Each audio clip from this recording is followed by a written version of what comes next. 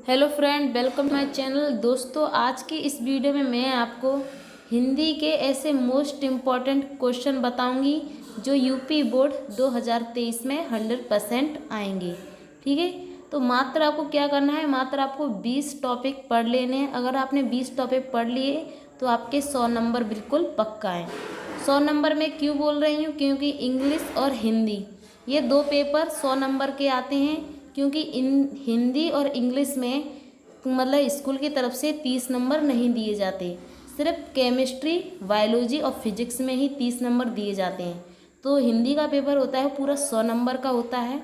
अगर आपने ये 22 टॉपिक पढ़ लिए तो आपके 100 नंबर बिल्कुल पक्का है। ठीक है, आज मैं आपको मोस्ट इम्पॉर्टेंट क्वेश्चन बताऊंगी पूरी बुक से। ठीक है, आपको पूरी बुक से कौन कौन से क्वेश्चन है, कौन कौन से आपको पढ़ने हैं। तो चलिए इस वीडियो को शुरू करते हैं। वीडियो शुरू करने से पहले अगर आप मेरे चैनल पर नए हैं, चैनल को सब्सक्राइब कर देना, नोटिफिकेशन बेल को ऑल पे क्लिक कर देना, जिससे कि मेरी आने वाली हर नई वीडियो नोटिफिकेशन आपको तुरंत ही देखने को मिल सके। तो चलिए वीडियो शुरू करते हैं। तो सबसे पहले आपको मैं जैसे हिंदी में सबसे पहले आपको बहुविकल्पीय प्रश्न याद करने हैं। ठीक है, तो इन्हें याद करने के लिए आपको रोज़ 10 से आपको जैसे बहुविकल्पीय प्रश्न आते हैं, आपको 10 से 20 तक आपको रोज़ याद करने हैं। तो आपको बहुविकल्पीय प्रश्न अच्छी तरीके से याद हो जाएंगे।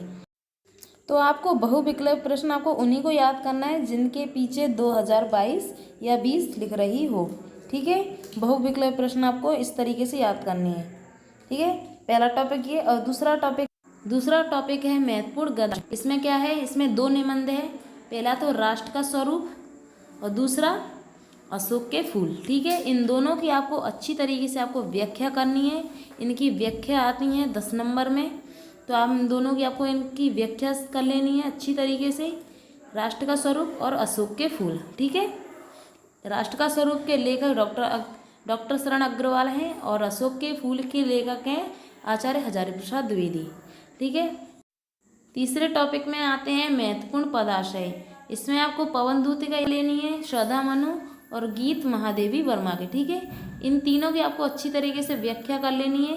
ये भी 10 नंबर में पूछे जाते हैं। ठीक है, तो इन तीनों को आपको अच्छी तरीके से याद करेंगे, पवन दूतिका, श्रद्धा मनु, गीत महादेवी वर्मा के।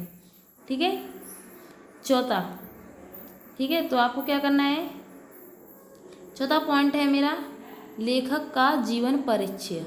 इसमें दो जीवन परिचय आपको अच्छी तरीके से याद कर लें क्योंकि यही आते हैं। तो पहले तो वासुदेव शरण अग्रवाल का, दूसरा आचार्य हजारी प्रसाद द्विवेदी का। ठीक है, इन दोनों जीवन परिचय को आपको अच्छी तरीके से याद कर लेना है। ये 5 नंबर में पूछे जाते हैं। ठीक है, इन दोनों को। 5 वाला पॉइंट है कवियों का जीवन परिचय। ठीक है, यहाँ पर कवियों का आपको जीवन परिचय याद कर लेना है। तो पहले तो आपको जयशंकर प्रसाद का याद करना है, फिर आपको महादेवी वर्मा का। इन दोनों का जीवन परिचय ज़्यादा मोस्ट इम्पोर्टेंट होता है क्योंकि इन दोनों का ही ज़्यादातर पूछते हैं। ये भी 5 नंबर में होते हैं। ठीक है, फिर आपको पंचलाइट की कहानी याद कर लेनी है, उसका उद्देश्य तथा सारांश। ठीक है, उसकी पंचलाइट की कहानी और उसका उद्देश्य याद कर लेना है आपको, पंचलाइट पूरी कहानी का। ठीक है, दूसरा है बहादुर की कहानी। बहादुर की आपको कहानी पूरी अच्छी तरीके से याद कर लेनी है, उसका उद्देश्य तथा सारांश। ठीक है, ये तो खंड का हो गया, जो मैंने आपको बताया यहाँ तक तो खंड का हो गया। अब मैं आपको खंड खा के बताऊँगी, खंड खा के कौन कौन से टॉपिक हैं जिन्हें आपको अच्छी तरीके से याद कर लेने हैं। तो चलिए अब मैं आपको खंड खा के टॉपिक बताती हूँ। ये तो सभी खंड का के हो गए, सारे इम्पोर्टेंट जितने हैं उस इतने सभी। ठीक है, अब मैं आपको खंड खा के बताऊँगी, खंड खा के कौन कौन से इम्पोर्टेंट टॉपिक हैं। तो मैं आपको पूरी ही किताब के सभी मोस्ट इम्पॉर्टेंट क्वेश्चन बता रही हूँ। ठीक है, तो इसमें है खंड खा के। तो सबसे पहले खंड खा के आपको क्या क्या याद करना है वो मैं आपको बताऊँ। तो संस्कृत का महत्वपूर्ण गदाशय में संस्कृत भाषा का महत्व आपको याद करना है। फिर दूसरे में आपको महामना वाल्मीकि आपको अच्छी तरीके से याद कर लेना है। 10वां टॉपिक है संस्कृत का महत्वपूर्ण गदाशय यानी कि श्लोक आपको सुभाषतनानी। फिर दूसरा आपको जातक कथा। ये सभी आपको अच्छी तरीके से याद कर लेने हैं, इन सभी की व्याख्या आपको अच्छी तरीके से याद कर लेनी है। ठीक है, फिर आपको क्या करना है, फिर आपको महत्वपूर्ण मुहावरे तथा लोकोक्तियाँ ठीक है। आपको महत्वपूर्ण मुहावरे तथा लोकोक्तियाँ आपको अच्छी तरीके से ज्ञात करनी है, जैसे कि संधि विच्छेद, ठीक है, विभक्ति और वचन, ये सभी 2-2 नंबर में पूछे जाते हैं। युग्मक याद कर लेने हैं, फिर आपको शब्द का अर्थ याद कर लेने हैं, फिर अनेक शब्दों के लिए एक शब्द ज्ञात कर लेनी है, फिर आपको वाक्य संशोधन ज्ञात करने हैं, ठीक है।